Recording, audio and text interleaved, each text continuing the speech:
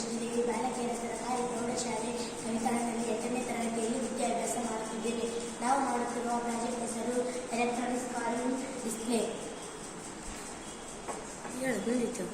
ಇದರಲ್ಲಿ 8x8 ಮ್ಯಾಟ್ರಿಕಲ್ಸ್ ಡಿಸ್ಪ್ಲೇಗಳನ್ನು ಬಳಸಲಾಗಿದೆ. ಇದನ್ನು ಶಾಲೆಗಳಲ್ಲಿ, ವಿಶ್ವವಿದ್ಯಾಲಯಗಳಲ್ಲಿ, ಸಾರ್ವಜನಿಕ ಸ್ಥಳಗಳಲ್ಲಿ, ರೈಲು ನಿಲ್ದಾಣಗಳಲ್ಲಿ, ವಿಮಾನ ನಿಲ್ದಾಣಗಳಲ್ಲಿ ಬಳಸಲಾಗುತ್ತದೆ.